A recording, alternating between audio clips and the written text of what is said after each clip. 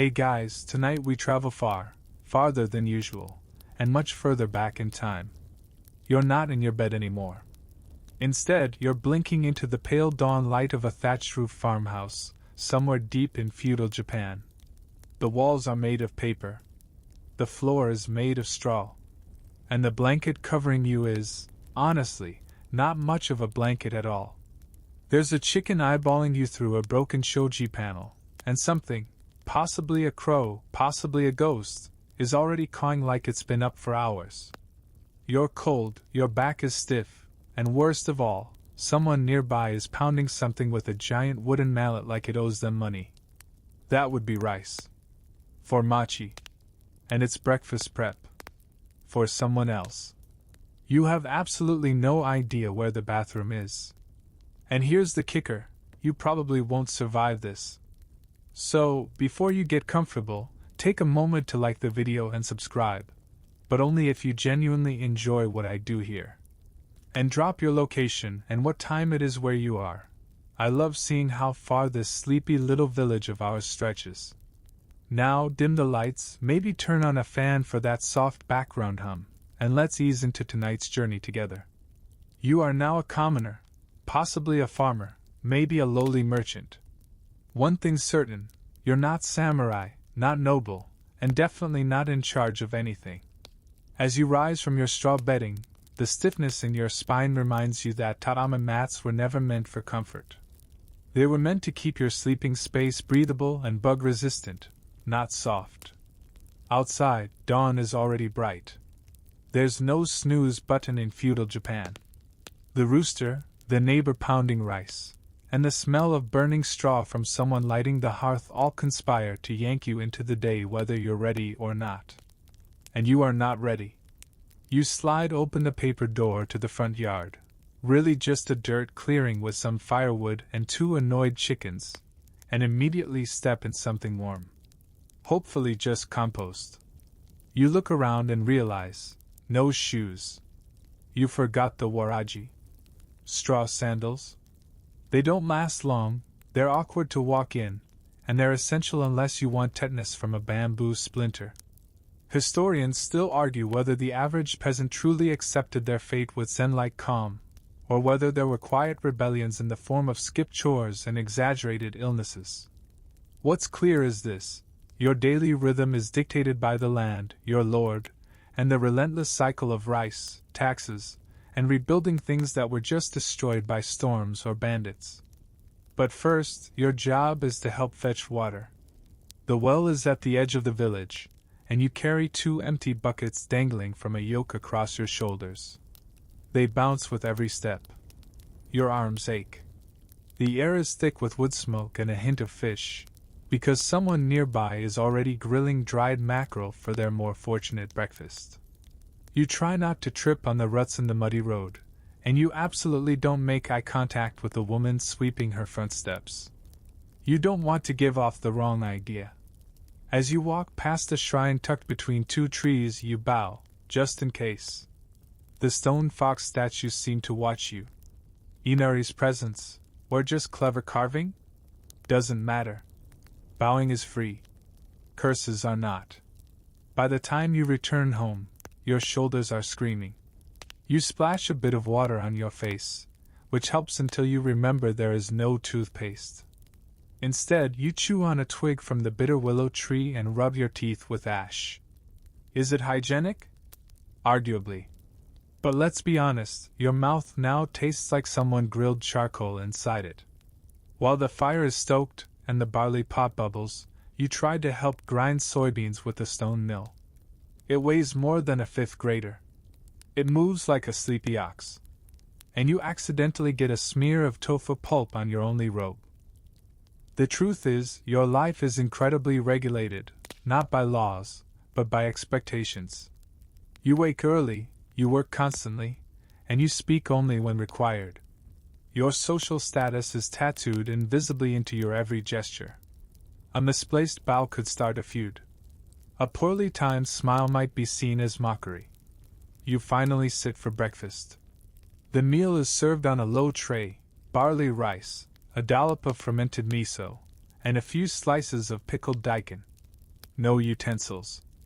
Just chopsticks and a strong suggestion not to slurp unless you're a monk. You fumble. You drop the daikon. You learn that dogs in feudal Japan are fast, feral, and partial to fermented vegetables.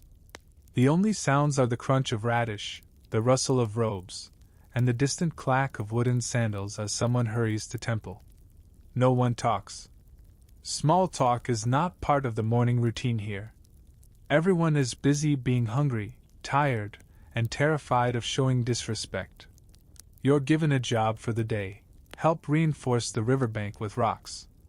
Again. It flooded last week, and someone's goat washed away. You're handed a hoe, a straw hat, and a vague direction to move quickly, before the sun gets hot. Spoiler, it already is. Before you even make it out of the village, though, a rider gallops past. You freeze instinctively, head lowered. The horse kicks up dust and stones, and the man on it doesn't even glance at you. He's wearing 2 swords, a hakama that flows like a flag, and a face carved out of disapproval. A samurai. You remember not to look directly. A commoner staring at a warrior could be seen as defiance. Or mockery. Either way, it wouldn't end well for you. According to some scrolls, samurai were admired by peasants, disciplined, brave, elegant. According to others, they were barely tethered bullies who used their swords more for swagger than service. Historians still argue whether their presence offered protection or just the illusion of it. But you're just glad he didn't stop. You trudge toward the rocks, the hat itching your forehead, the robe now damp with sweat. Your hands are already blistering, and the sun isn't even high yet. There's a long day ahead. And it's only your first hour. You're not dreaming. You're not in a simulation. This is, in fact, breakfast, and it's about as bleak as the rest of the day promises to be. The bowl in front of you is mostly barley with a hint of rice. Because white rice is a luxury, and you, dear friend, are not luxurious.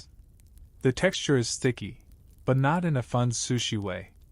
More in a, this was overcooked an hour ago and left near a smoky fire way. It's warm, at least, and probably safe. You take your first bite. It tastes brown. That's the only word you can come up with.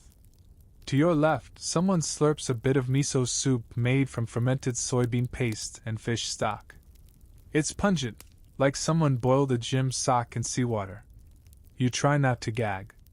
Someone else is gnawing quietly on pickled plums, umebashi, so sour they could deglaze your sinuses. You reach for your tea, which smells lovely and earthy, and you take a sip. It's lukewarm and faintly bitter, with a hint of ash. Possibly intentional. Possibly not. There is no sugar. No fruit.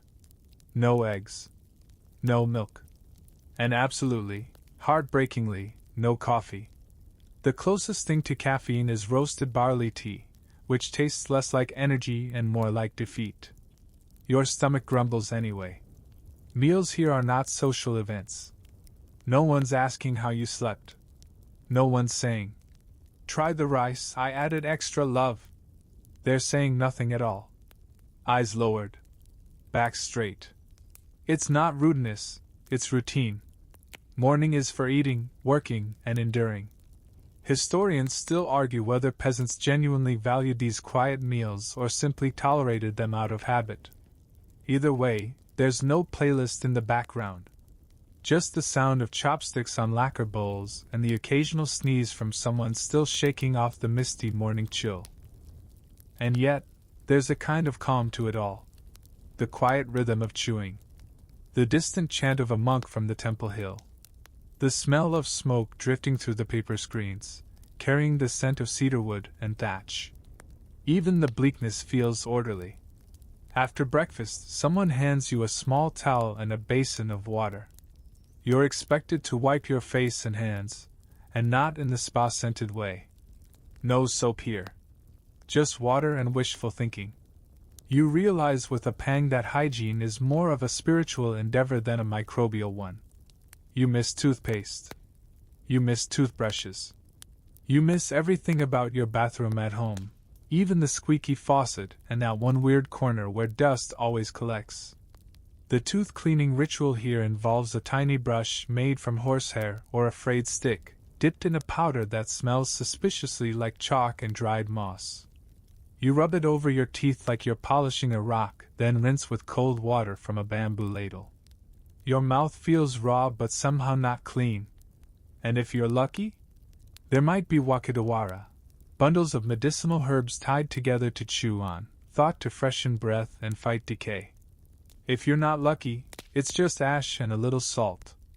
You try not to gag again. The chickens watch silently, judging. Now it's time to do your part in the kitchen. You're handed a daikon radish roughly the size of your forearm and told to help pickle it. The process involves slicing it thin, salting it, pressing it under a heavy stone, and then waiting. 4 days. Maybe weeks. This doesn't feel like immediate help, but you nod anyway. A toddler toddles past with a handful of seaweed and no pants. You realize the concept of childcare is very DIY here. Everyone helps. Everyone works. Even the kid just now tasked with carrying a ladle larger than his entire torso. Outside, someone calls your name, or rather, the name they've given you, which may or may not be new guy. You're summoned to the village center to help with the next task, chopping wood. Not just sticks, but full logs. With a blunt axe. You get 3 swings in before your hands start to blister. You're handed a cloth. Not a glove, a cloth. You're meant to wrap it around your palm and carry on. Ganbat, someone says with a grin. Hang in there. You try to grin back, but your face is already sunburnt from just being alive outdoors. Suddenly, a shout. Then silence. Everyone turns. A man in nicer robes, probably a tax collector or steward, walks through the crowd with a small ledger and a large sense of entitlement. He's not here for greetings. He's here for rice. And not lunch rice. Tax rice. Yes, in feudal Japan, taxes weren't paid in coins. They were paid in sacks of rice. And while coins existed, they were often used more for high-level trading or hoarding. Your contribution, along with everyone else's, goes straight to the local daimyo, the feudal lord who owns this land, this village, and arguably even your sleep schedule. You watch as he counts the sacks, makes a few scribbles, and frowns. Apparently, someone's short this season. There's muttering. Someone mentions bad weather. The steward shrugs. That's not his problem. He moves on. Historians still debate whether this taxation system was an ingenious use of local produce or a cruel way to ensure starvation. But there's no debate about what happens if you're short too often: punishments, reassignments, or worse, getting sent to help dig castle moats as supplemental labor, which is a polite way of saying, dig until you faint. As you return to your woodpile, you catch a whiff of something unexpectedly pleasant: grilled fish. Somewhere nearby, a household has managed to catch a smelt or two. The aroma cuts through the smoke and sweat and ash, and for a brief moment, you imagine stealing a bite. But that thought dies quickly. You're not about to test the village's rules, not after watching someone get lectured yesterday for picking mushrooms from the wrong part of the forest. And yes, even food foraging here has protocols. Certain berries are off limits. Some mushrooms are reserved for the shrine. And anything too delicious is usually claimed by those above your pay grade. Which, let's be honest, is all of them. By the time midday creeps up, you're dizzy from the sun, dazed by hunger, and somehow already covered in mosquito bites even though you swear you haven't seen a single mosquito. Nature here doesn't announce itself, it just bites you in silence. You slump onto a flat stone under the lone pine tree at the edge of the village. No lunch break whistle. No packed bento. Just a few leftover rice balls wrapped in seaweed and the unspoken understanding that you're going to keep working afterward. You think back to your own modern kitchen. Microwave beeping, kettle whistling, the joyful hum of a fridge full of things you didn't have to harvest. But that world feels far away. Here, every calorie you consume has been paid for in sweat, bark splinters, and mild humiliation. And breakfast? That was just the warm-up. The sun climbs higher, and you're finally given a break, though no one calls it that. You're simply not being shouted at for a brief moment. You take the chance to lean against a tree, brush some rice husks off your sleeve, and maybe fantasize about crawling into a vending machine full of ice cream. You're jolted from that daydream by hoofbeats. A samurai rides into view, his horse muscular and sleek, its tack gleaming with carved lacquer and decorative tassels. The rider wears layered robes, deep indigo and gray, and the daisho, those twin swords marking his elite status, bounce rhythmically at his side. His hair is perfectly tied back into a chamage topknot, and his face is all sharp cheekbones and colder than you authority. Every villager drops what they're doing. Eyes go down. Knees bend. You try to do the same, but you're not exactly sure of the correct bow angle. 90 degrees? 70? Is there a samurai-specific nod? You panic and end up in a kind of awkward crouch that looks like you're trying to tie invisible shoelaces. No one laughs. This is not a laughing moment. The samurai's gaze lingers just a moment too long on you. You flinch, but he rides on. A slow exhale moves through the crowd like wind through rice stalks. One old man mutters something about, "Lucky fool," and hobbles off. You feel like you just survived an encounter with a bear in a business suit. Historians still argue whether the samurai were more respected or feared, possibly both, and often in the same breath. They upheld order, yes, but they also answered only to their lord. If a commoner insulted one, even accidentally, punishment could be swift and brutal. Cutting down a peasant wasn't exactly legal, but it wasn't not legal either. That's why no one meets their eyes. Why no one speaks unless spoken to. Why you're sweating more now than you were during rice duty. The weirdest part? Samurai don't actually do all that much in villages. They collect reports. They inspect.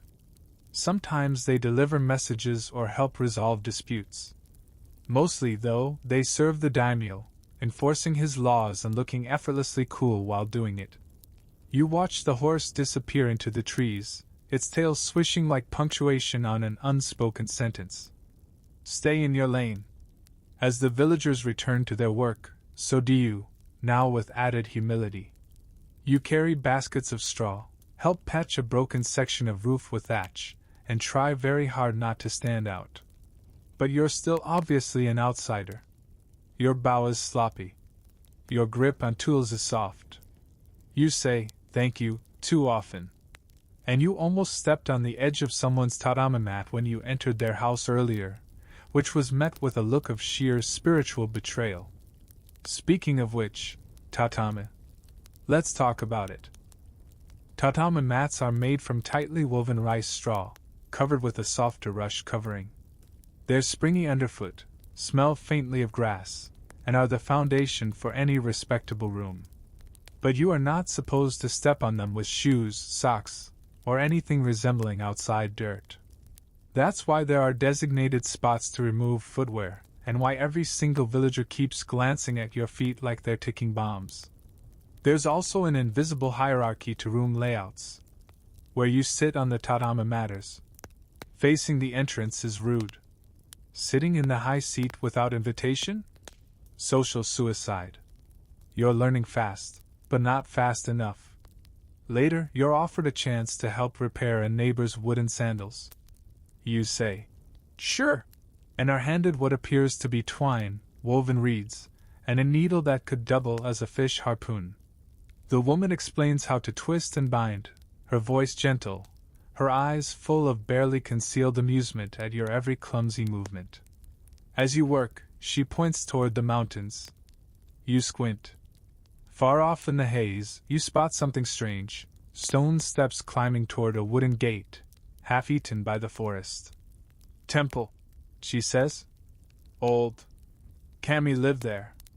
Ah, the spirits. Religion in feudal Japan isn't just temples and incense, it's woven into everything. Shinto, the native belief system, centers around kami, spirits tied to trees, rivers, ancestors, and even moods. There's also Buddhism, introduced centuries earlier, with its own rituals, cosmology, and occasional overlap with Shinto. Shrines and temples coexist, sometimes in the same village, sometimes in the same heart. And you? You've just remembered you walked past a shrine this morning and forgot to bow on the way back. Great. Maybe that explains the mosquito bites. You mumble a quiet apology to the air and hope any offended spirits accept it. The woman nods approvingly, as if she read your mind. Good, she says. Polite is safe. Polite is always safe. By mid-afternoon, a few travelers pass through, merchants with rolled-up silks, herbalists with baskets of dried roots, and one man selling carved charms said to ward off sickness and heartache. You buy one with the last coin tucked in your robe. Is it a scam? Maybe. But it has a tiny fox engraved in it, and that feels like good insurance. Still, you're starting to get hungry again. Your stomach has moved past complaint and into negotiation. You glance longingly at a neighbor's steaming bowl of noodles, udon, thick and glistening with broth. But that's a rare treat, not meant for you today. You settle instead for a rice ball wrapped in seaweed and dipped in soy sauce. It's salty, dry, and oddly comforting. It also reminds you haven't sat down properly all day. You find a quiet spot by a shrine gate, twin stone foxes watching, and exhale. The breeze is soft now. The village hums like a beehive at rest. You start to notice details: the rattle of bamboo wind chimes, the creak of a cart wheel, the gentle clunk of someone grinding tea leaves in a mortar. It's beautiful in a slow, aching way. Feudal Japan is not chaos. It's not all swords and storms. It's mostly quiet repetition, layered ritual, and the constant balancing act of surviving in a world where your role is both clear and non-negotiable. You lean back. A leaf drifts down onto your knee. Somewhere nearby, someone begins to hum. It's peaceful. For now. You haven't even been here a full day, and already your body is stiff, your belly is underwhelmed, and your mind is running laps around social minefields you didn't even know existed. But now, oh now, you get to deal with one of feudal Japan's most feared experiences, using the toilet. You are directed behind the house, around a mossy corner, where a small wooden structure leans slightly to the left, as though it's trying to sneak away in shame. This is your benjo, a pit latrine with no plumbing, no light, and a smell so powerful it could function as a weapon of war. You step inside. The door creaks shut. There's a hole. Just a hole in a wooden plank. It's damp. It's dark. There are spiders. The squat toilet concept is new to you, and your modern knees were not designed for this. You hesitate, try to find your balance, nearly tip over, and then spend the next minute trying not to breathe through your nose. No toilet paper, of course. A stick. With paper. Maybe. Or sometimes just ash. And a prayer. Historians still argue whether commoners used chugi, sticks with cloth or paper for cleaning, or simply improvised with whatever the forests provided. Either way, your dignity is now taking a long, thoughtful walk far, far away from this scene.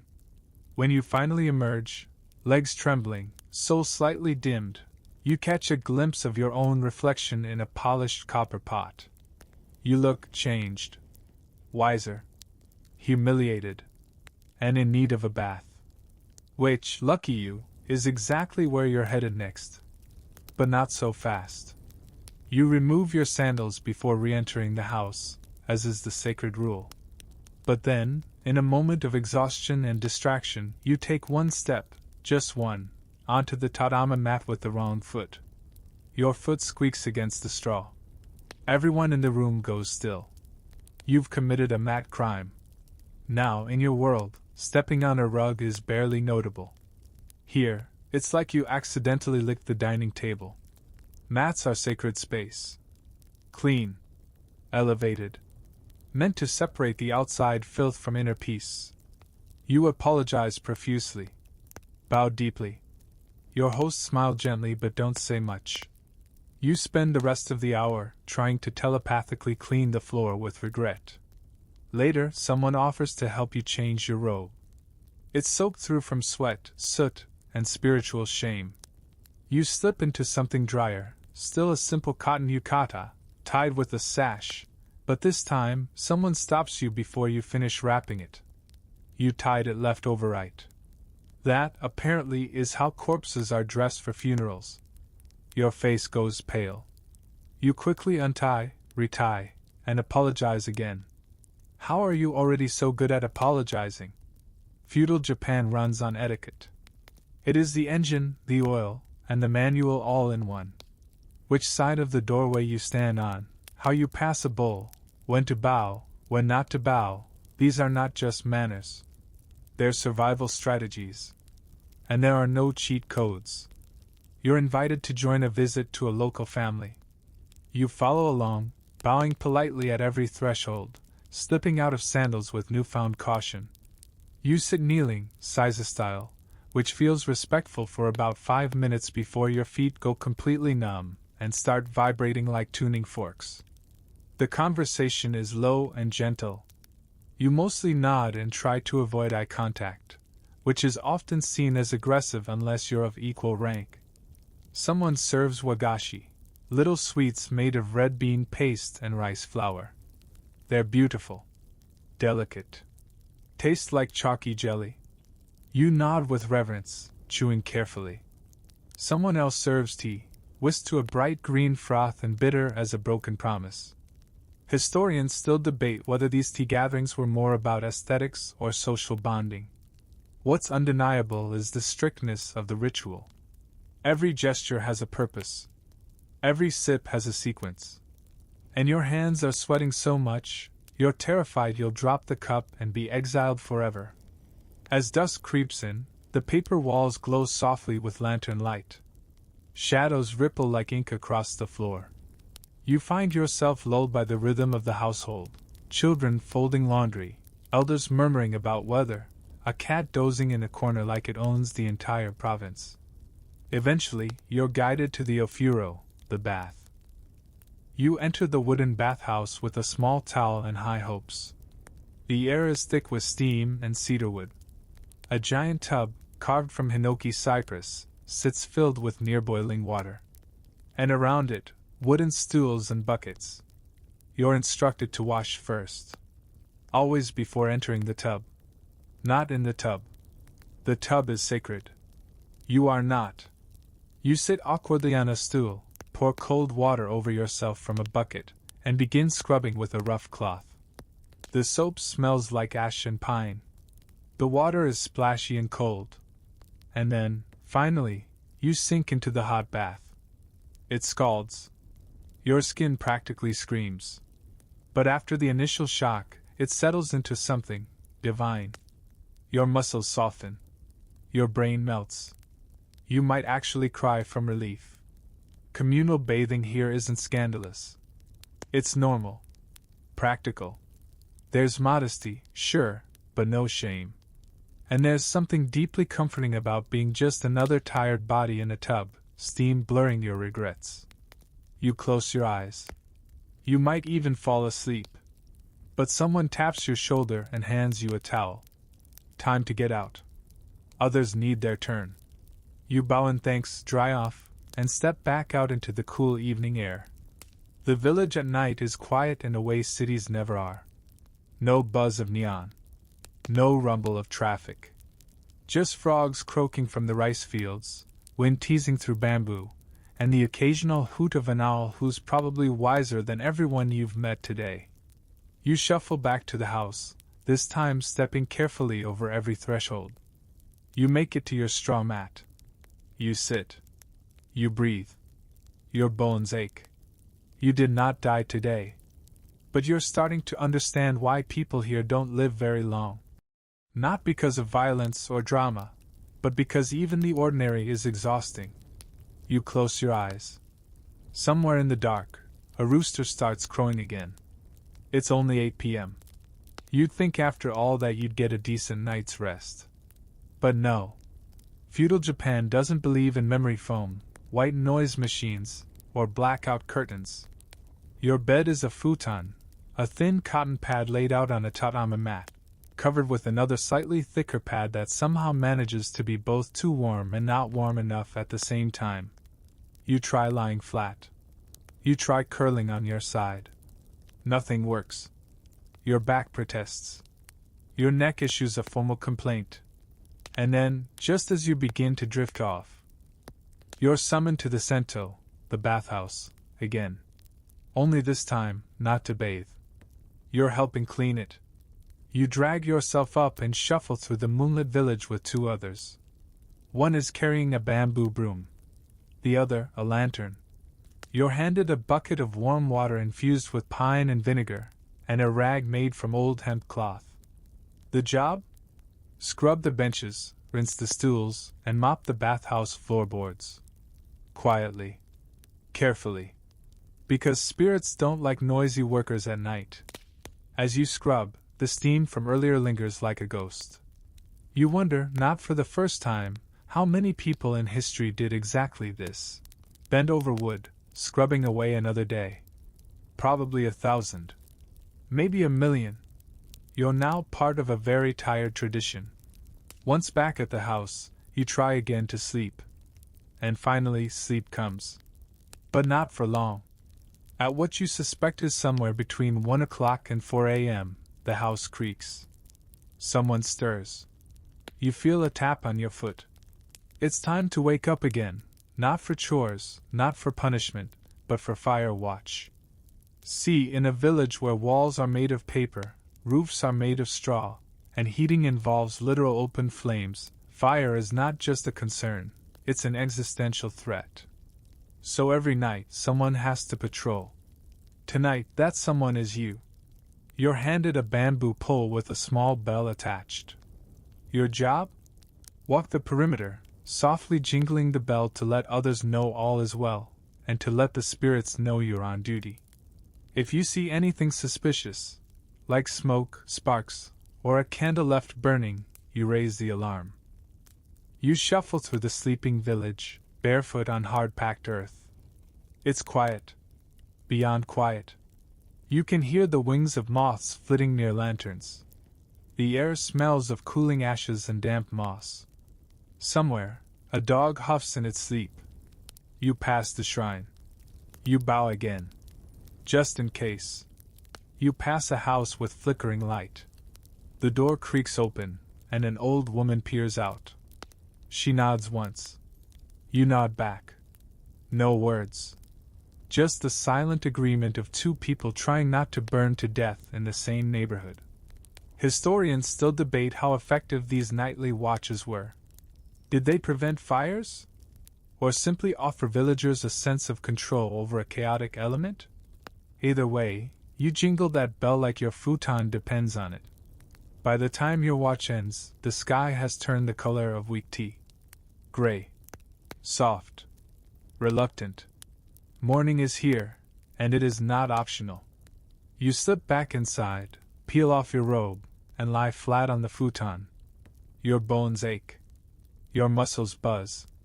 Your eyes close. 15 minutes later, someone drops a ladle. Time to get up. You join the household for another breakfast. Same gruel. Same pickled radish.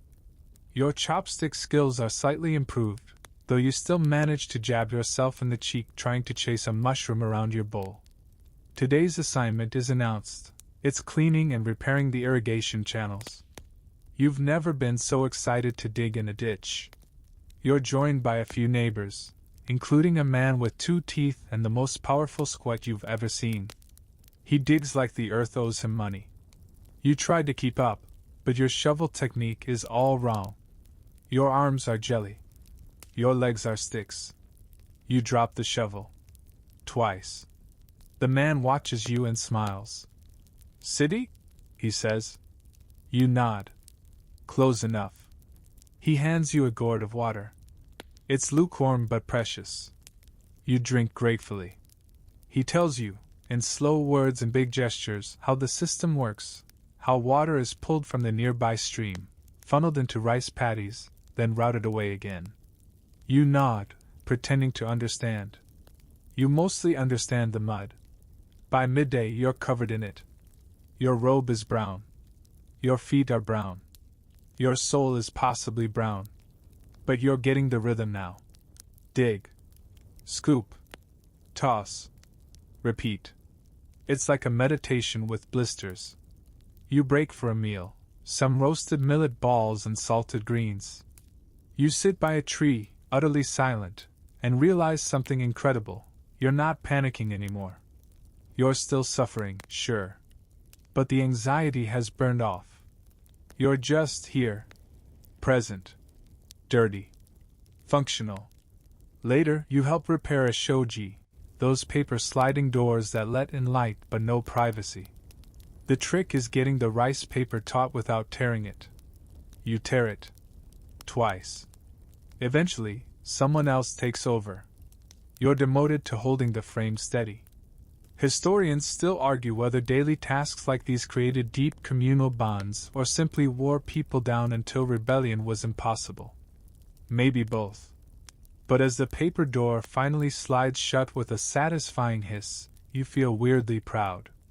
That night, after your third meal of barley and radish, someone hands you a small folded note. A riddle.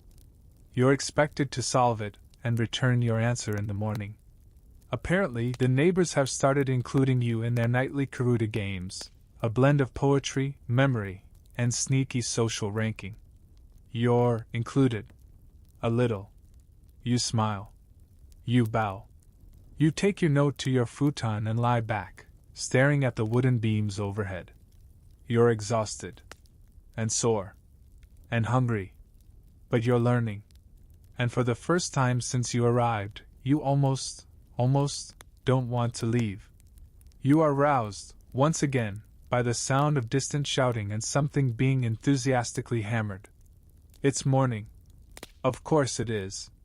There's no such thing as sleeping in here, not unless you're dead, possessed, or very, very lucky. After a now familiar breakfast of gruel, greens, and the gentle disappointment of having survived the night without somehow being transported back to your memory foam mattress, you're summoned to join a work group heading to the rice fields. Today, you've been upgraded. You're no longer ditch duty. You're now helping with paddy maintenance, which sounds vaguely relaxing until you arrive. The field is a shallow, muddy, shin-deep rectangle of warm water, frogs, and dreams long since given up. The summer sun is already in full attack mode, and you're armed only with a straw hat, a wooden hoe, and your deepest reserve of stubbornness. Your job? Pull weeds. By hand. You wade into the muck and nearly lose a sandal. The mud sucks at your legs with the kind of commitment you wish your high school relationships had. You bend, you pull, and you realize your back is now negotiating a labor union of its own. Beside you, an old woman with skin like wrinkled parchment moves twice as fast. She's humming. Possibly a lullaby. Possibly a curse. This is tax rice, the very rice that will be measured, bundled, and sent to the local daimyo as payment. You don't get to keep most of what you grow. You don't even get to eat the best of it. Your family may keep a portion, but the rest feeds the samurai class and supports a sprawling system of lords, retainers, and bureaucrats who've never once set foot in this mud. Historians still argue whether this arrangement was a form of stable governance, or just fancy feudal exploitation. You, with mud in your ears and a leech on your calf, have formed an opinion. Still, there's something rhythmical about the work. The slosh, the squish, the yank of roots. It becomes a kind of muddy meditation. Until you stand up too fast and nearly pass out. A teenager hands you a gourd of water and makes a face like amateur.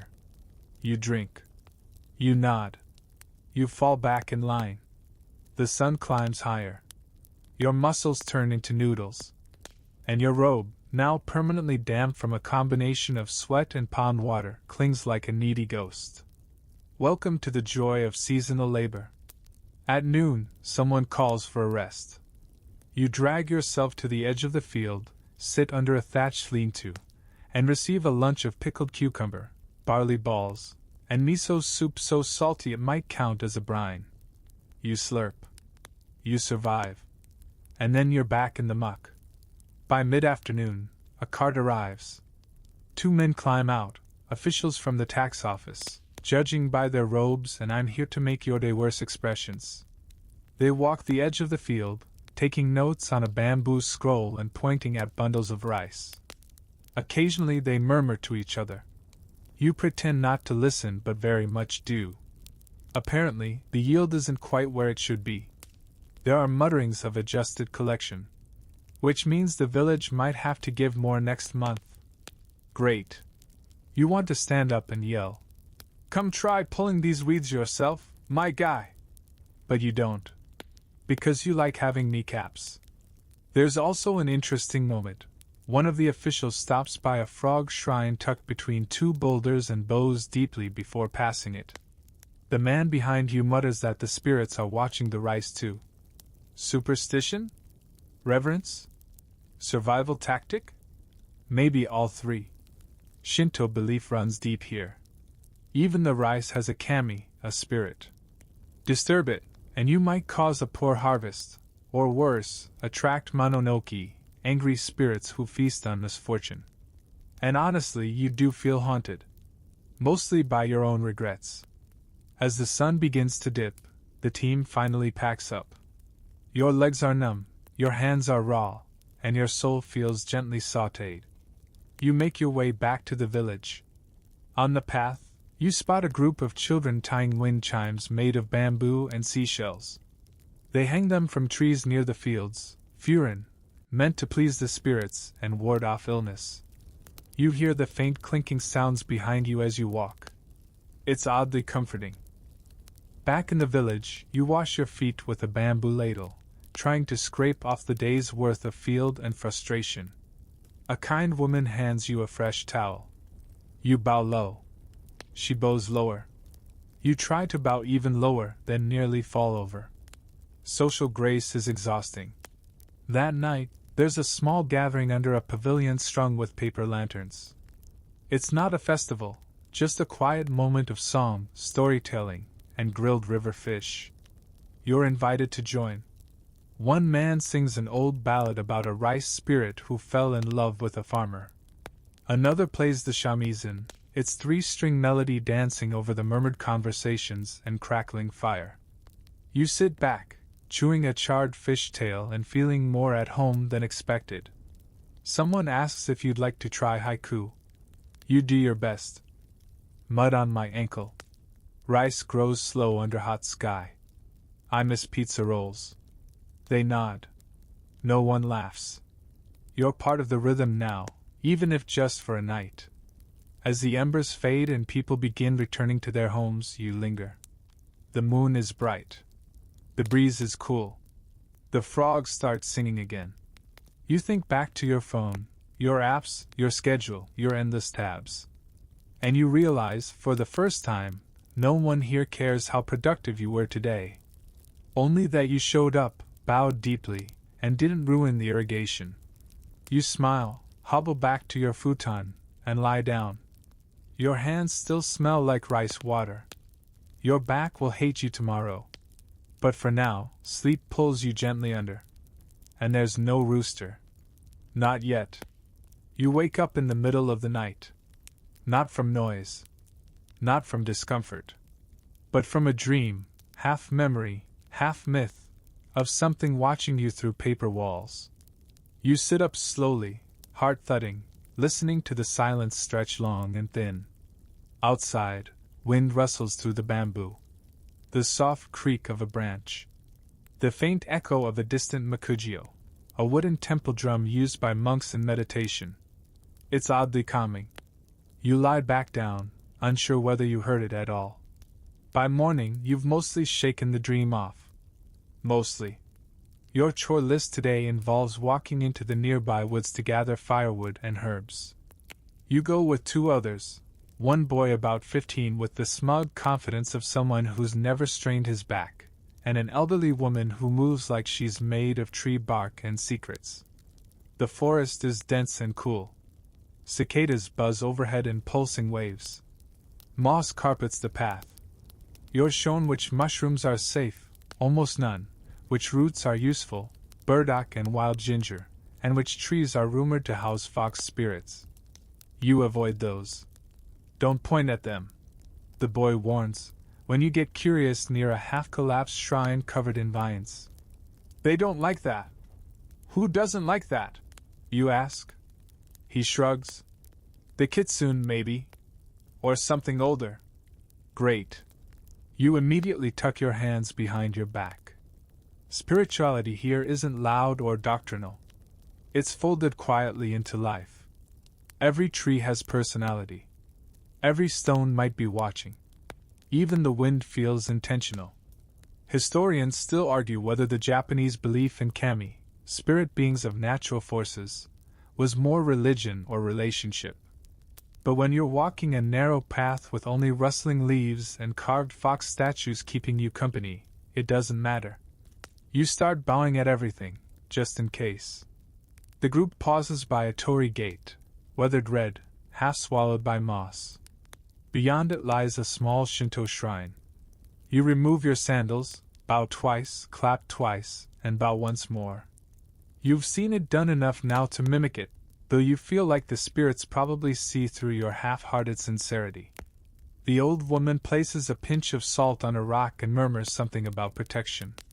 You copy her. There's a carved kamenu, a lion-dog guardian, watching from its pedestal. Its face is serene, but also slightly annoyed, like it's had centuries of visitors who never put the donation coin in the right box. The shrine smells of earth, dust, and faint incense. There's no priest today. Just echoes. You linger a moment longer, not wanting to be the first to turn your back. Back in the village, you pass a Buddhist temple on a low rise. A monk in gray robes sweeps the front steps with deliberate care. He bows as you approach, and you bow in return. His eyes are kind. His broom is very judgmental. You step inside the outer courtyard. Incense curls from a brass bowl. Bells tinkle softly in the breeze. A statue of Jaizo Bosatsu, protector of travelers and children, smiles down at you. You light a stick of incense. Not because you know the prayer. Just because your hands need something gentle to do. Inside, rows of tatami mats stretch across the floor, lit only by sunlight filtered through rice paper windows. A young monk chants in the background, voice low and even, like rain falling in syllables. It doesn't matter that you don't understand the words. It feels like understanding. You sit for a while, legs folded, spine straight. You breathe. Then your foot cramps, your leg falls asleep, and your attempt at spiritual transcendence turns into a slow, painful topple sideways. You exit quietly, pretending that didn't happen. The monk doesn't laugh, but the kamenu statue outside now definitely looks amused. Back at the house, lunch is being prepared, rice porridge with dried fish flakes, scallions, and something pickled that smells like regret. You eat quietly, already feeling the forest start to fade from your skin. The afternoon is reserved for spirit duties. Yes. Actual ones? You're assigned to help tidy up the shrine near the rice paddies, which involves sweeping leaves, replacing old charms, and collecting fallen offerings like wilted flowers and cracked coins. You carry them in a wooden bowl to a fire pit where they're respectfully burned. Nearby, a small group of villagers is preparing for the upcoming Oban festival, a time when ancestral spirits are said to return. They hang paper lanterns, rehearse traditional dances, and laugh softly at someone who keeps forgetting the steps. You offer to help and are handed a broom. Again. You and brooms are becoming spiritually linked. You overhear stories. One woman swears her grandfather's spirit visits every year and knocks over the family sake bottle. Another man insists the local fox spirit once led him out of the forest when he was lost, only to curse his hairline in return. It's hard to tell where folklore ends and memory begins. But no one here treats these tales like fiction. They're not spooky. They're present. They're folded into the rhythm of daily life like seasonings in a stew.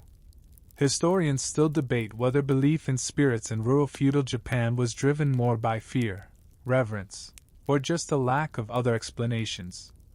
But when your house is made of wood and your world is full of shadows, sometimes reverence is just safer. That evening, a traveling storyteller arrives. He sets up under the largest tree in the village, hangs a lantern, and begins his tale. Children gather. Adults pretend not to, then inch closer. You sit cross-legged near the back, barely able to see, but completely absorbed.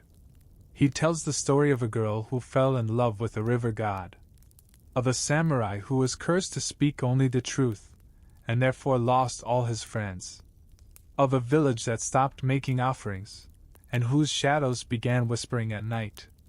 You realize he's not reading from anything. It's all memory, rhythm, voice. Every pause is perfectly timed. Every glance, a thread pulling the audience deeper. You lose track of time. The sky is fully dark when he finishes. Someone hands him a bundle of rice cakes. He bows deeply, his voice low with thanks. The children are asleep against their mother's laps. The air is warm with lantern glow and cedar smoke. You stand slowly, your limbs heavy with sleep and story. Back at the house, you find your futon already laid out. A small paper charm has been tucked under the pillow, a omamori, for safe dreams. You lie down. Close your eyes. And for once, you don't worry about spirits. You hope they're watching kindly tonight. The next morning greets you with a breeze that actually smells good. You sit up on your futon and sniff cautiously. It's not smoke, not fish, not damp straw. It's lavender, or maybe mugwort, drifting in from someone's drying herbs. You allow yourself a few extra breaths before rolling up your bedding, folding it neatly, and returning it to the cupboard like a good little temporary commoner. Today, you're told, you'll be helping prepare kimono for a wedding. Wait, what? Before you can panic, someone reassures you that no, you're not getting married. You're just helping starch and fold the garments. Still, there's a stir of excitement in the village. Weddings, while not exactly Hollywood affairs, are important community events. Everyone has a role. Even the weird foreigner who still ties their robe backwards every third try. You're guided to a house where several women are already at work. The kimonos are laid out like delicate quilts across wooden racks. Silks in soft greens, deep blues, muted reds. Some are embroidered with cranes, others with plum blossoms. You're handed a plain cotton juban, the underrobe, and asked to iron it flat using a curved wooden tool and a hot, smooth stone. You're sweating in minutes. Not from the heat, but from fear of ruining something sacred. Kimonos aren't just clothes, they're history, identity, social marker, and textile miracle all in one. Each layer serves a function. Each color and motif is deliberate. Even the direction of the fold means something. And here's where you mess up. You accidentally fold the collar left over right. The room goes silent. You immediately realize your error. The left over right style is reserved only for the dead. You've just mummified a wedding robe. Everyone exhales through their teeth. One woman gently redoes your fold. You bow so low your forehead grazes the tatame. You are, once again, mortified by fabric. Historians still argue whether this strict dress etiquette came from religious roots or just centuries of cultural fine-tuning. Either way, you now have flashbacks of folding your jeans wrong and feel personally attacked. After a while, the mood lightens. Someone starts humming a wedding song. A neighbor brings plum juice. You're invited to take a break. You wander to a nearby stream, cup the cold water in your palms, and splash your face. As you sit there, you see two women passing with bundles of obi, the wide sashes used to tie kimono. One turns and asks, half-jokingly, "You want to try one?" "Why not?" 10 minutes later, you're standing, arms slightly out, while she wraps what feels like 10 feet of stiff brocade around your waist, twists it, tucks it, folds it, ties it again. The obi feels like a corset made of upholstery. You try walking. You shuffle like a penguin in a silk straitjacket. "Elegant," the woman says, utterly without irony. You're not sure if it's a compliment or a curse. As the afternoon wears on, you help set up the outdoor platform where the ceremony will take place. Flat stones are swept clean. Paper lanterns are hung in neat rows. Bowls of salt are placed at each corner, for purity, you're told. The groom arrives. He bows to literally everyone. His family arrives next. More bowing. Then the bride, veiled in white, with a calmness that radiates out like still water. Her sleeves almost brush the ground. She glides more than walks. And you? You sit quietly on the outer edge, watching every movement, afraid to even adjust your knees in case it counts as an interruption. There's no priest in sight. The ceremony is conducted by the two families, guided by tradition and mutual agreement. Cups of sake are passed. Bows exchanged. Vows spoken not as romantic declarations, but as calm commitments to household harmony. It's beautiful. Not loud. Not showy. Just deliberate and still. Afterward, there's food. You're told it's a light banquet. To you, it feels like a feast. Grilled eel. Braised vegetables. Fish cakes shaped like flowers. Sweet rice balls coated in sesame. You try not to cry when someone hands you a second helping. As you eat, a woman explains how marriages here are often arranged between families. Love isn't ignored, but it's not always the goal. A good match means shared values, social compatibility, and stable rice harvests. Sometimes love comes later, she says. Sometimes it doesn't. You nod slowly, realizing that romance here is quieter, slower, more embedded in daily acts than dramatic gestures. No declarations under moonlight. No running through airports. Just tea poured exactly how someone likes it. Historians still debate how much autonomy women had in these unions. Some argue that village women had more voice than their noble counterparts. Others believe familial pressure was everything. The truth likely shifts depending on class, region, and whether your grandfather owed rice to someone. That night, after the guests disperse, you help carry cushions and trays back to the houses. Your feet ache. Your robe is damp with evening dew. But you feel a kind of contentment that's hard to explain, like you were briefly allowed to witness something timeless and deeply human. Back at the house, you unroll your futon. As you're about to lie down, someone knocks slightly at the door. It's the groom. He offers you a small wrapped package, a leftover rice cake from the ceremony, tied with twine and a plum blossom. "Thank you," he says simply. You bow. He bows lower. You both keep bowing until one of you finally gives up and closes the door. You lie down, rice cake in hand, and finally exhale. You didn't ruin the wedding. You didn't trip on a rope. You even got a gift. You're getting the hang of this. Maybe. You begin to suspect that any moment of comfort in feudal Japan is immediately followed by something profoundly painful. Like, say, a martial arts demonstration, which you are now, somehow, involved in. It starts innocently. You're sweeping the courtyard. A man in a brown GI passes by, carrying a wooden practice sword. He nods. You nod. He pauses. "You want to try?" he asks. "Do you want to try?" Of course not. You say yes anyway. Soon you're standing on packed dirt, barefoot, holding a bakken, a heavy wooden sword that was never meant to be a toy. It's smooth, worn, and about as forgiving as a brick with a handle. Across from you stands your opponent, a teenage boy with forearms like braided ropes and the confidence of someone who has never been hit in the shins by an errant ceiling fan. "Just follow my movements," he says, grinning. You do. Poorly. Your first swing misses entirely. Your second hits your own leg. Your third nearly knocks the broom over. But eventually, with coaching, you get the rhythm: step, swing, recover, repeat. The wooden swords clash with a dull thwack that vibrates up your arm like a dentist's drill. Then he speeds up.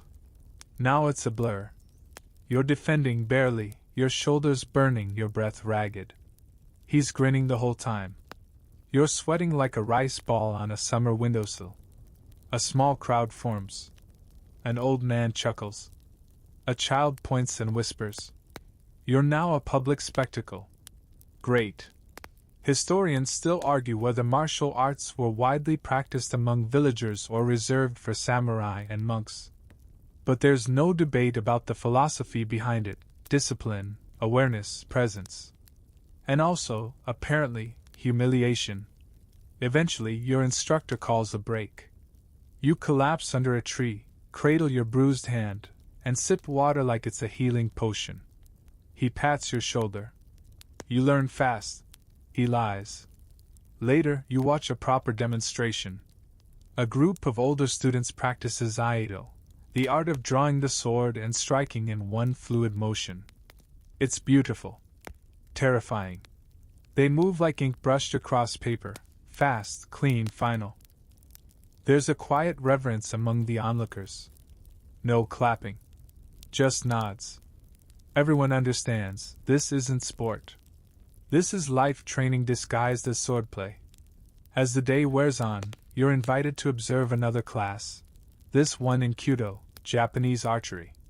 It's nothing like Western archery. It's slower, ritualistic.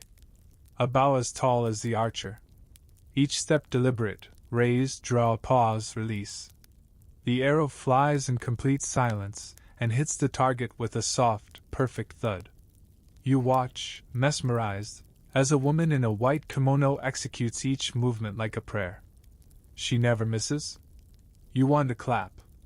You don't. Back at the house, someone hands you a bag of barley and asks you to carry it to the storehouse. It's easily 40 pounds. You try hoisting it over your shoulder and immediately regret all your life choices. You stagger down the road, limbs still shaky from sword practice, and barely avoid dropping the sack when a rooster flutters out of nowhere and screams at your feet. You are beginning to suspect that rooster is cursed. At the storehouse, you find a few young boys sparring with sticks. One of them hands you a staff. Want to play? No. You do not want to play. But apparently you do. You go a few rounds, mostly blocking and flinching. You manage one halfway decent strike that makes the crowd gasp. You're not sure if it was good, or just surprising. Either way, they clap. You bow. Afterward, someone invites you to sit by the fire. You gratefully agree, then immediately wince as every muscle in your body stages a protest. One of the elders begins telling stories, real ones this time. Of duels fought in defense of family land. Of monks who trained barefoot in snow. Of warriors who refused to draw their blades unless absolutely necessary. Strength, he says, is not just the body. It is knowing when not to fight. You nod, then groan, because even nodding hurts. Dinner that night is simple: rice, miso, and grilled eggplant. You eat slowly, savoring every bite. Someone notices your bruised wrist and hands you a salve made from pine resin and mugwort. It smells like wet leaves and hope. You apply it, wrap the wrist in cloth, and sink into your futon like it's a victory podium. Your body is broken. Your pride, slightly less so. And as you drift off, you realize something unexpected. Despite the bruises, despite the aching bones, you feel stronger. Not just in body, but in presence. In patience. In the deep, calm breath that comes when you finally stop resisting the rhythm of the world around you. Even if the rooster still hates you, you wake to the sound of gossip. Not the juicy, reality show kind. This is feudal gossip, slow, coated, and murmured over radish washing. Two women are crouched near the water barrel, whispering with their sleeves half covering their mouths. You catch fragments. Already promised when they were 6. But the cousin came back from Edo. And now the family's upset about the horoscope. You shuffle past, pretending not to listen, but the old woman nearest the door waves you over with the international gesture for. You might as well sit and hear this. You do. Today's drama? A marriage match gone sideways. The bride was matched as a child, common practice here. These aren't love matches, they're family deals. Rice for loyalty. Cows for connection. But now, someone unexpected has returned from the capital with better robes and a stronger family name, and suddenly everyone's future is tangled like wet straw sandals. You sip your barley tea and try to follow the logic. So-and-so's uncle's daughter was meant to marry the cousin of that one man who traded silks for millet last spring, but now that cousin might be courting the other daughter, who wasn't even supposed to be in the same district. Feudal Japan runs on alliances, not romance. Historians still argue whether these arranged marriages were oppressive or simply pragmatic. What's clear is that love stories like Romeo and Juliet would have been deeply confusing here. Why would you ruin your family's rice allotment over feelings? As the morning unfolds, you're asked to help hang new privacy screens on the porch of a newlywed couple's home. It's a subtle sign of their new status. The fabric is patterned with cranes, symbols of longevity, and there's a bundle of Lucky Charms tied discreetly near the doorframe. Salt, rice stalks, a small piece of dried kelp. You're told not to touch the charms with your left hand. You don't ask why. You just bow and keep your hands to yourself. Later, while helping stack firewood, you're cornered by a boy of about 12 who's curious about your marital status. You laugh. He frowns. You're too old not to be married, he says plainly. Thanks, you reply, limping slightly from yesterday's sword lesson. Did your parents forget? He asks, genuinely confused. You try to explain that in your world, people choose their own partners, often much later in life, and that love is supposed to be the main reason. He stares at you like you've just confessed to believing in flying turtles. Sounds risky, he says, and waddles off. There's an auntie nearby sorting herbs who overhears the exchange. She chuckles softly. Love comes in bowls of soup, she says. Not poems. Later in the day, you're invited, unintentionally it seems, to a tea gathering hosted by one of the wealthier households. You're told to behave and say very little, which is your specialty now. The host is an elegant older man in layered robes, his hair carefully arranged, his movements as smooth as smoke. His wife, serene and sharp-eyed, performs the tea ceremony with impossible grace. Every motion is a dance. Ladle dips, bowl turns, cloth folds. Even the way she wipes the rim of the bowl feels ceremonial. You're handed a cup. You hold it correctly, both hands, gentle bow, 3/4 turn. You drink. It's bitter. Grassy. Somehow more flavor than liquid. The host speaks of the season, the weather, and a poem he wrote about dew. His wife smiles politely and says nothing. This is their dynamic. Refined and silent. You wonder, briefly, if they chose each other. Then you remember, probably not. But that doesn't mean it isn't working. Historians still debate whether women in feudal marriages wielded quiet power behind the scenes or lived under strict patriarchal control. Likely both, depending on status. Peasant wives often managed the household. Merchant wives ran businesses in their husband's absence. Samurai wives might wield a dagger under their sleeve, in more ways than one. After the tea, you help a group of girls prepare origami cranes for a fertility charm. One of them explains that folding 1,000 cranes brings blessings. They've made 317. You fold your first one awkwardly, and she politely pretends it doesn't look like a wounded bat. Another girl asks, "Where is your wife?" You tell her you don't have one. She frowns. "That's sad." You nod. "Sometimes." She shrugs. "Maybe a fox spirit will find you someone." You're not sure if that's comforting or terrifying. By evening, the village holds a quiet gathering by the river. Lanterns float on the surface, paper globes with prayers and names written in brushstrokes. It's a small ceremony, honoring those who've passed and those yet to come. You kneel in the grass, light your own lantern, and let it go. It wobbles, nearly tips, then catches a gentle current and floats away, its little flame flickering like a heartbeat. You don't write anything on yours. But as it drifts, you think of all the people here who love without saying so, who marry without choosing, who build lives from bowls of soup and shared silences.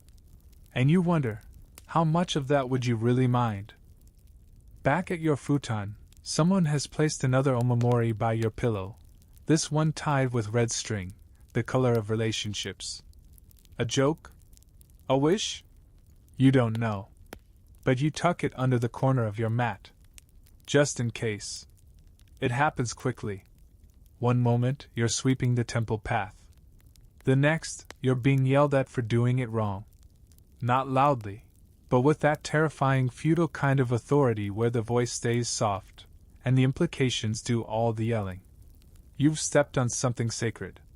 Or perhaps you didn't bow to someone important.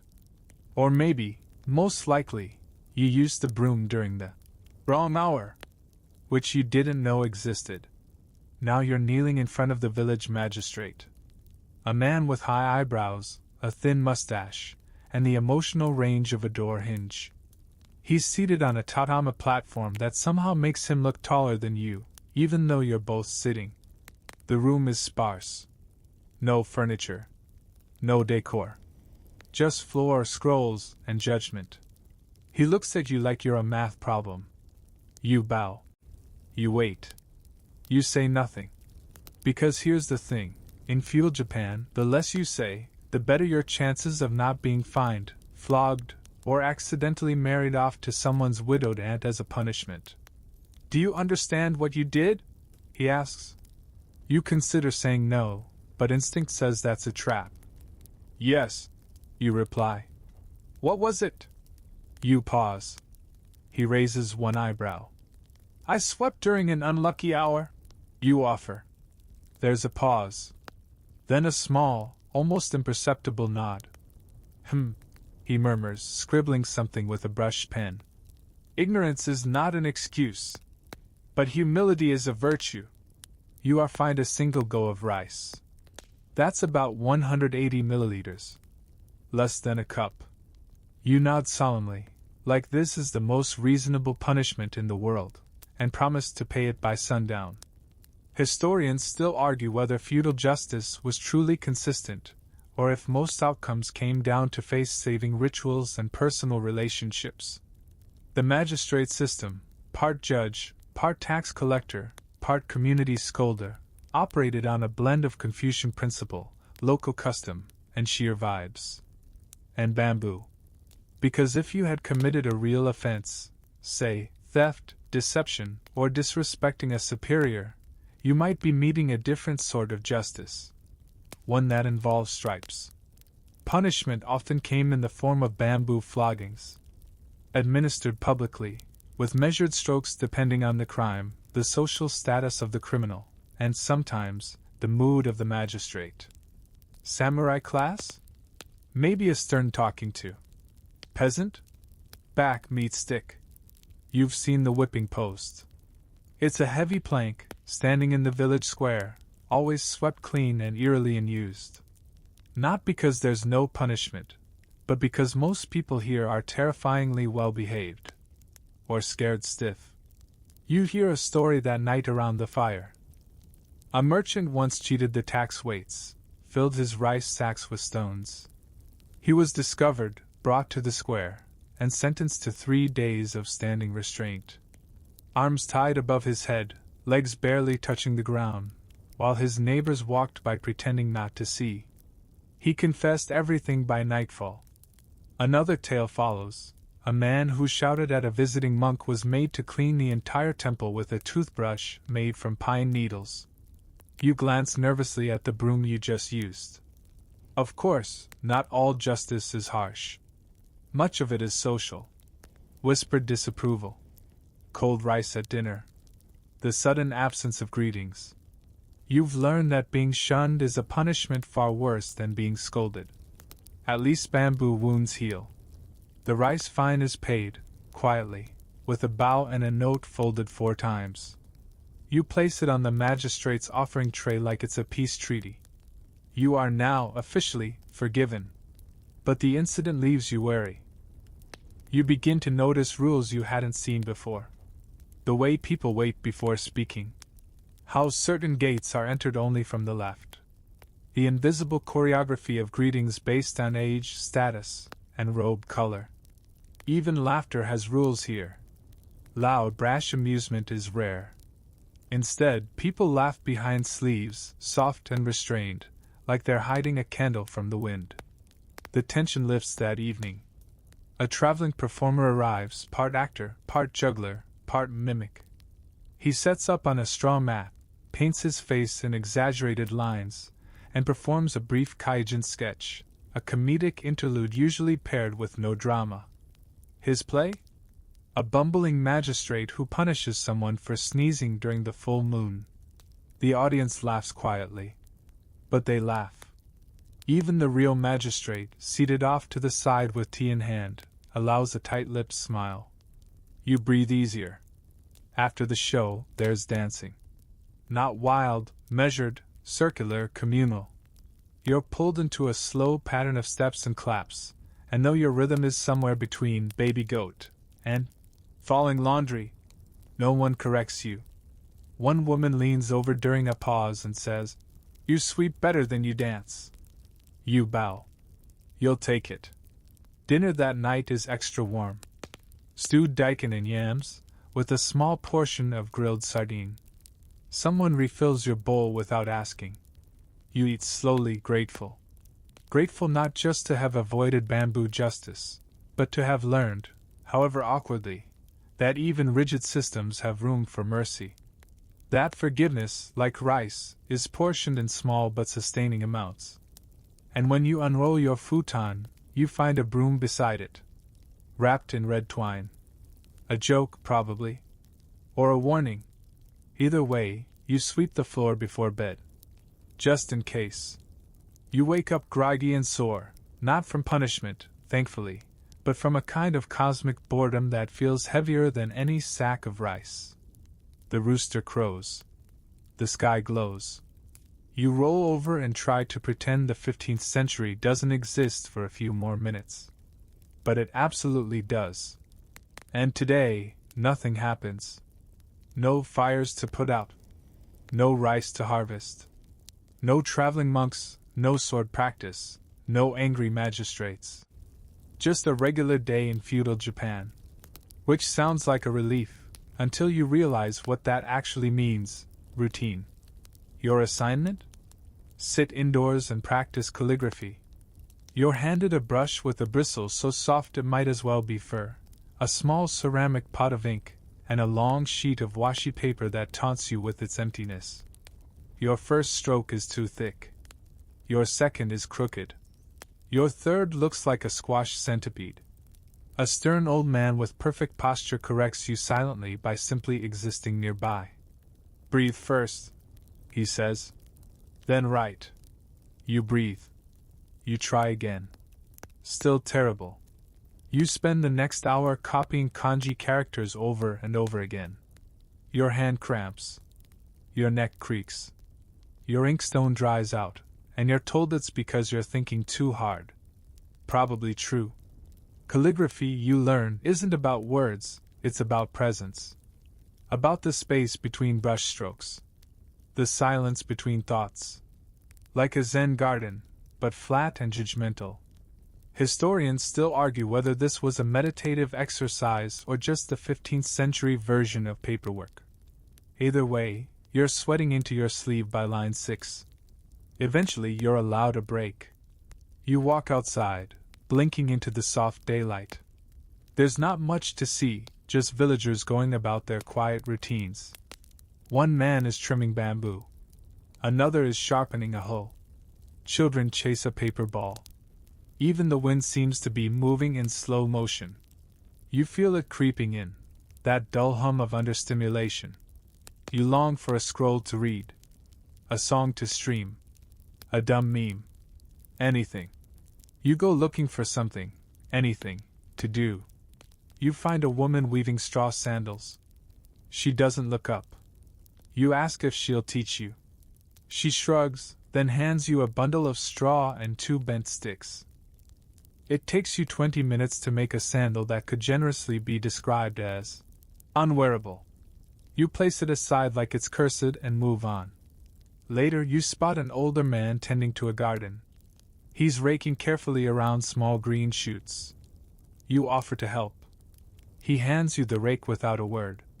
You spend an hour dragging lines through gravel, then smoothing them out, then doing it again. You're pretty sure this is just decorative. And yet, it helps. There's a rhythm, a simplicity, a quiet discipline that asks nothing more of you than keep moving. You begin to notice things, the exact way the light falls through the pine branches, the way the wind carries the smell of distant wood smoke, the sound of someone rinsing rice 3 houses over, the occasional grunt from the smithy as metal meets stone. You're not entertained. You're not excited. But you are present. Eventually, someone calls you over to try the biwa, a short-necked lute used in storytelling. You pluck a few hesitant notes. It sounds like someone crying into a tin cup. The teacher nods approvingly. You're not sure if he's serious or if this is just what encouragement sounds like here. He shows you how to hold it, how to strike the strings with a fan-shaped plectrum. You try again. It still sounds tragic, but more intentional, somehow. You're told the biwa was used by blind monks who recited epic tales of warriors and ghosts. Their performances were mournful, slow, heavy with silence. You try to imagine listening to a 3-hour song about war and honor with nothing but a lute and a drum to set the tone. No harmonies. No backing vocals. No beat drop. And yet, the idea begins to make sense. If every note is hard-earned, every word becomes precious. You pluck again, one clear, sorrowful tone, and suddenly it feels less boring and more ancient. Like time has curled inward. Later, you're asked to help mend fishing nets. This, too, is an exercise in repetition. Thread the line, knot it twice, pull it tight, repeat. You sit in a line with 4 others, all bent forward, fingers working. No one talks. There's nothing to say. It's not lonely. Just quiet. Eventually, someone brings snacks. Sabe, crispy rice crackers flavored with soy sauce. You accept one gratefully, even though you nearly break a tooth biting into it. You offer a quiet, "Thank you?" Someone nods. The sun begins to set. You help roll up the nets, stack them near the dock, and stretch your back. You've barely moved all day, and yet your spine feels like it's made of bamboo skewers. Dinner is familiar. Rice, miso, pickled radish. You don't complain. You don't want to complain. Because in the stillness of today, you've discovered something unsettling. Boredom has its own kind of depth. A soft ache that reveals the shape of your mind. You lie in your futon, staring at the wooden ceiling beams. A spider crosses one slowly. You don't sweat it. There's no rush. No noise. No dopamine spike. Just quiet. And sometimes that's enough. Tonight you don't get to sleep in. Not because of dreams, or mosquitoes, or that cursed rooster. No, tonight you've been drafted for night watch again. Only this time, it's your rotation. Official. Expected. No bell to politely jingle this time. Just you, a fire-hardened stick, and a lantern with barely enough oil to last the shift.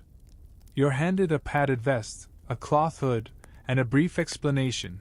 Your job is to walk the village perimeter, tap the ground once at each gate, and whisper the hour if asked. If you see fire, shout. If you hear footsteps where footsteps shouldn't be, shout louder. You ask what to do if you see a ghost. They don't answer. You set off just after sunset. The village is a different creature at night. The paper walls glow faintly from within, lanterns flickering behind them like quiet heartbeats. The air is cool, damp, and filled with the scents of charcoal, cedar smoke, and distant miso. You walk slowly, quietly. Your stick taps rhythmically against the earth. Tap. Tap. Pause. Tap. It would be soothing if it weren't so creepy. You pass the shrine first. 2 stone foxes guard the gate. You bow, even now. Especially now. Your breath missed slightly. You tug your robe tighter. You pass the temple. The monks are asleep. Their incense still burns, faint curls of sandalwood leaking through wooden slats. A dog snores nearby, twitching with dreams. Then, the southern fence. You pause. Beyond it is forest, ink black and humming with cicadas. A path leads out of the village and into the hills. It disappears quickly into trees that somehow feel too quiet. You tap the ground with your stick. The echo feels off. You walk a little faster. Night watch in feudal Japan wasn't about weapons or training. It was about vigilance. The greatest threats were fire, thieves, and superstition. A wandering spirit. A stranger with ill intent. A careless coal rolling onto a straw mat. Historians still argue whether these nightly patrols were effective or just symbolic. But you can feel their purpose now. In the dark, in the stillness, your mind becomes the most dangerous thing in the village. You check each gate, each wall, each side street. You think you see movement once, just a shadow, probably a tree branch. But you tighten your grip on the stick anyway. In the far courtyard, someone left a candle burning.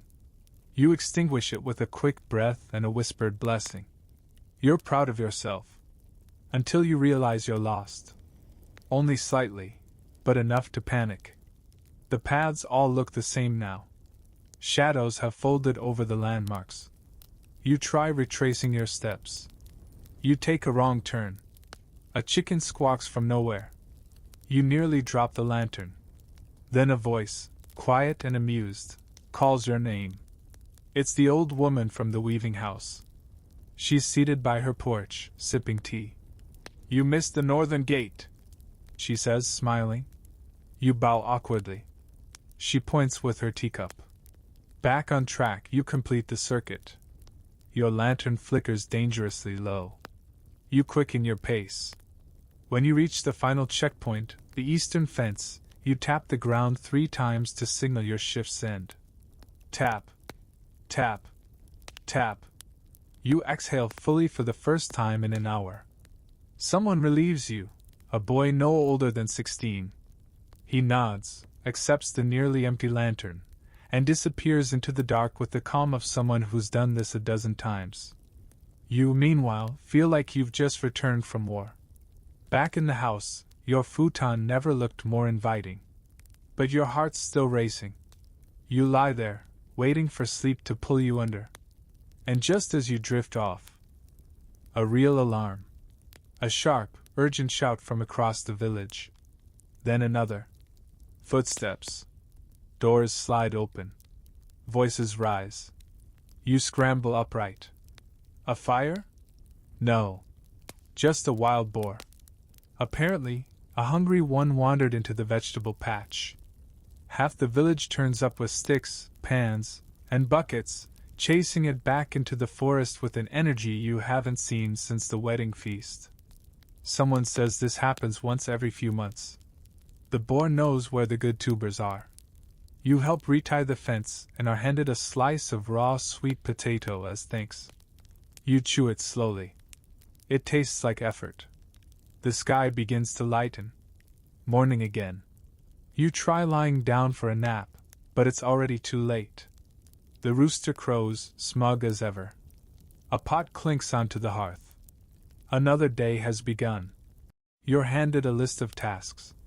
No rest for the watchman. You start with sweeping. Again. You barely even groan this time. By midday, you're nodding off while rinsing rice. Someone laughs gently and lets you nap in the shade of the tool shed. You sleep for 20 minutes. Wake to the sound of rain. Soft, steady, cool. You sit with your tea, watching the drops bounce off the eaves. The storm is gentle. The kind that forces the whole village to slow down. No weeding today. No pounding machi. Just the quiet rustle of wet bamboo and the occasional splash of someone running barefoot from one house to another. It's the first time you've sat still without guilt. And maybe that's the lesson.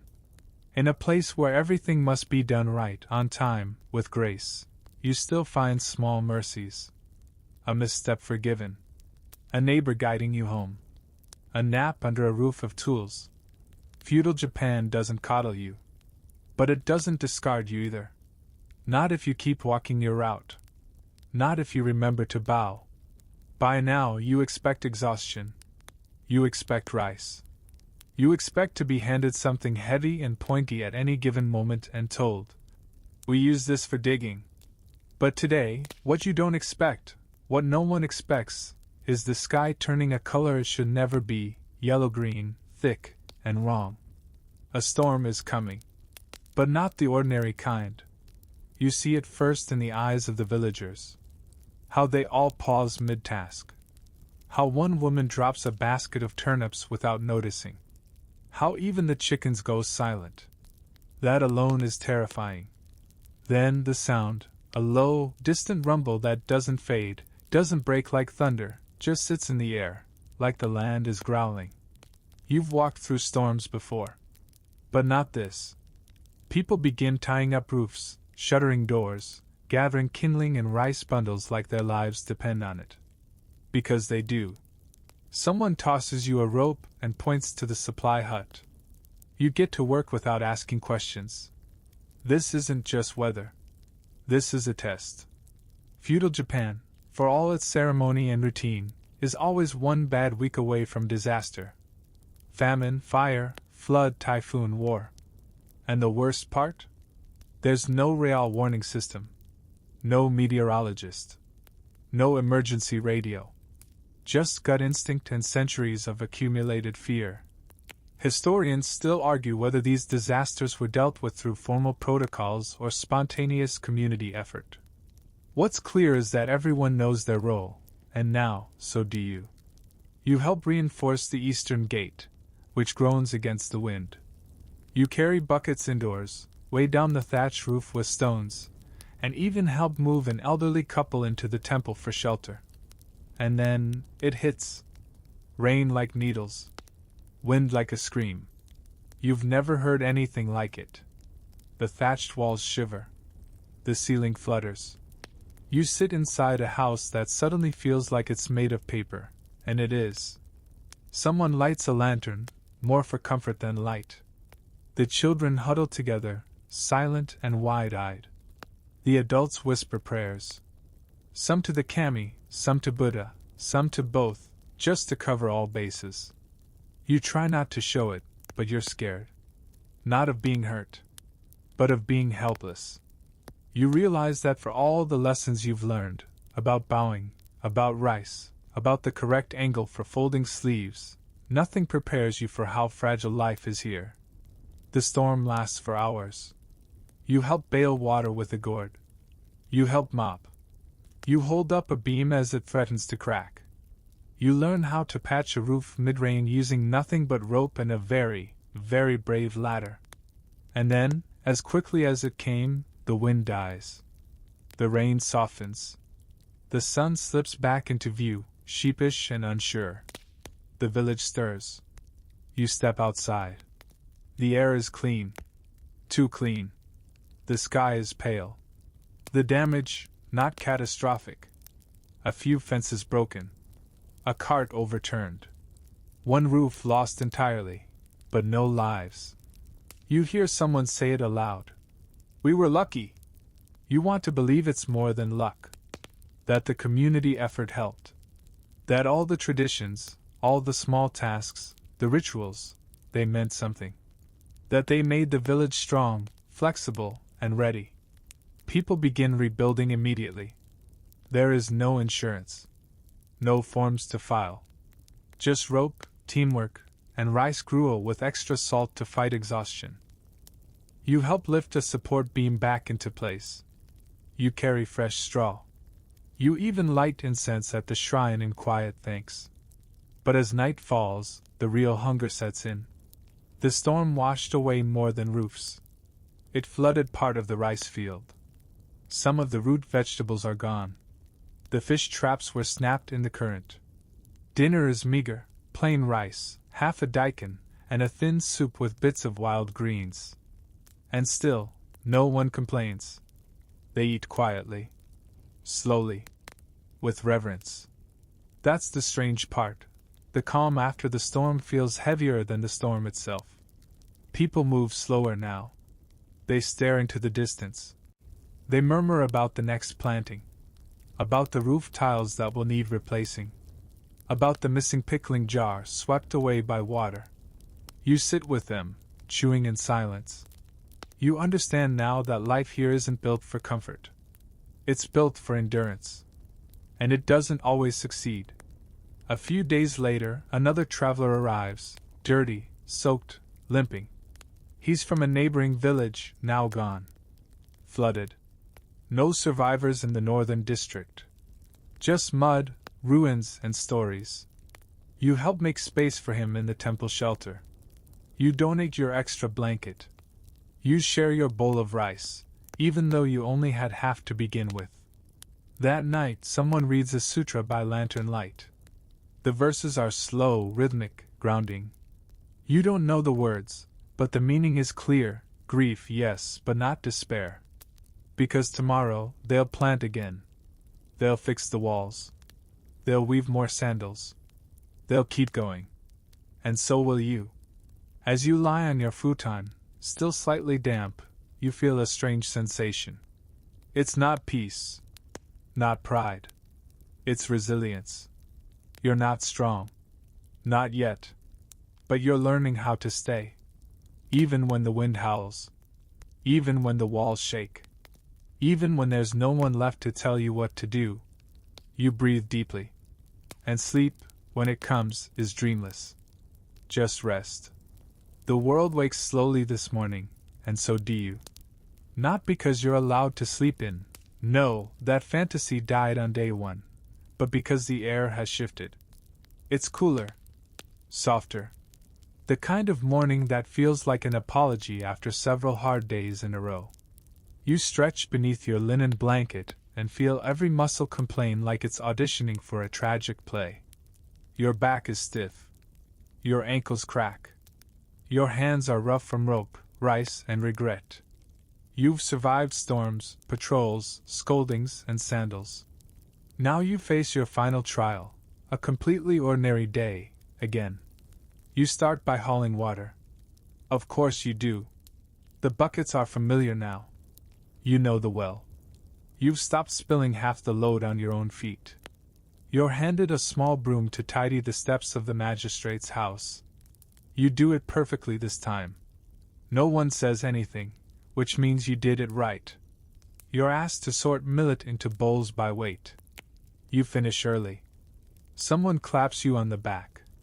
You eat your rice and pickles without complaint. You chew slowly. You taste everything. You're no longer just passing through this life, you're in it. And when you look in the mirror, a bronze disc polished bright enough to reflect your sunburned cheeks, you hardly recognize yourself. Your posture is straighter. Your sleeves fold without thinking. You don't just bow, you mean it. You help gather firewood with a group of children. They tease you. One of them tries to race you carrying kindling. You let him win. Later, while shelling beans, you overhear two elders discussing an old tale, a wandering spirit who was cursed to relive the same day, over and over, until he learned gratitude. You chuckle. They notice. You've heard that one? One asks. In a way, you say. Someone asks if you'll be staying longer. You hesitate. The truth is, you're not sure. You were never meant to last a single day here. But now you've survived many. And not just survived, you've understood. The rhythm. The hardship. The joy that sneaks in, not with grand gestures, but in the steam of your miso, the quiet nod of a stranger, the way a cracked bowl still holds tea. Before dusk, you're invited to walk the fields one last time. Not to work, just to see.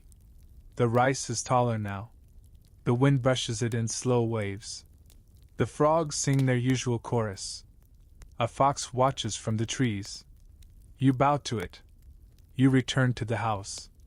Your futon is freshly aired. Your robe smells of cedar. And tucked beneath your pillow is the original omamori, the first one you were given. It's been stitched shut again, its red cord retied. A note is left beside it. Just 2 characters. To live.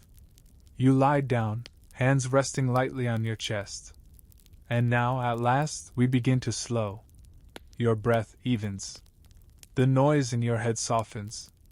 The paper walls gently rustle as the breeze drifts through, carrying the scent of rain that's still hours away. You feel your body sink, not into a futon, but into a kind of stillness, earned, deserved. The house around you doesn't creak anymore. It hums. Quietly. Confidently. No more fears of punishment. No more confusion about robes or rice or rituals. You are just here. With the ghosts. With the foxes. With the stars beyond the roofline. The fireflies begin their dance outside the door, bobbing gently like lanterns on water. The wind moves the trees just enough to lull you. You are not being tested now. You are being held. And whatever tomorrow brings, be it harvest or hardship, laughter or loss, you'll meet it not as a visitor, but as someone who truly lived a day in feudal Japan, and somehow, unbelievably, made it through. So rest now. There is no rooster yet. No bucket. No broom. Only the hush of dusk, the weight of linen, the warmth of breath. You are safe. You are still. You are asleep. Sweet dreams.